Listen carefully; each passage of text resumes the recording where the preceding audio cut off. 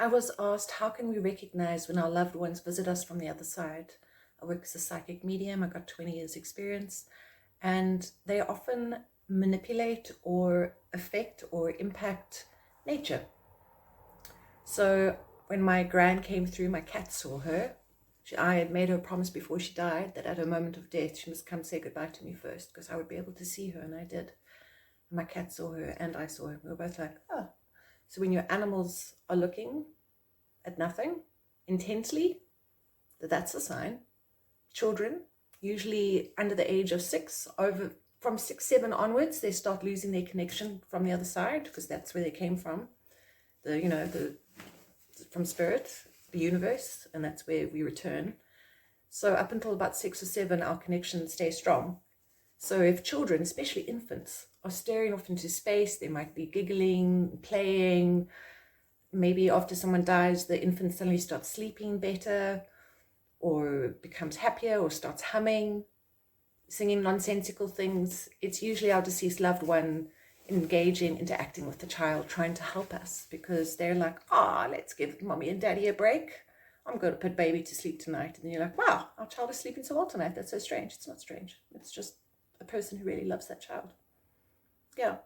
Another way of telling is unusual activity in small animals, especially like birds and insects.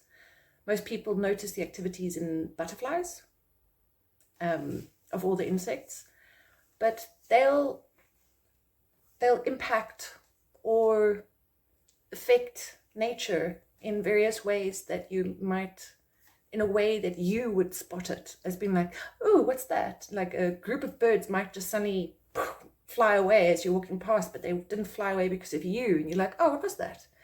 Is it possible your dog just died? It could be that Granny's taking your dog for a walk with you and your dog is chasing the birds just like he used to.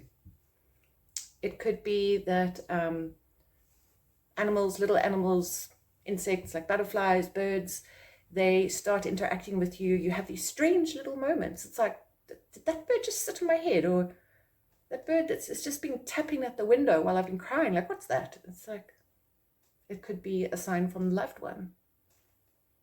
So I've heard many stories like this, and I've had many deceased people confirming, just coming out of the blue and going, remember that time you were in the park and then all the birds did this? It's like, that's me.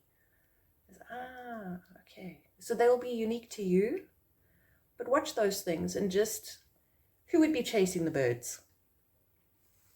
Who loved birds, for example, and would be like so excited if a bird was tapping at the window? Just think about who would have been most excited by that experience, because that's usually who the deceased loved one is. If you figured out the science, but then you're going, but who is it? That's how. And yeah, I know when my gran is visiting, when I hear a certain type of music, and she passed away 2.5 years ago. And sometimes I'm in the mood for like Italian opera and the flower duet.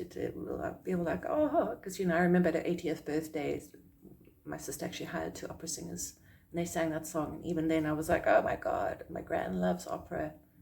And so sometimes I listen to Italian music or opera music. I can hear it in my head, and then I'll just go find a playlist. And so through music, that's another way. We might hear music or feel like a certain type of music and be like, oh, they would have loved this. They do love it. And they made you play it for them, because then you can enjoy it together. That pleasure that you're getting from that moment, that's a moment that you're sharing with them. Yeah, I hope this helps. I hope this answered any questions that you might have had. And yeah, I offer one-on-one readings if you would like to connect with your loved ones. Okay.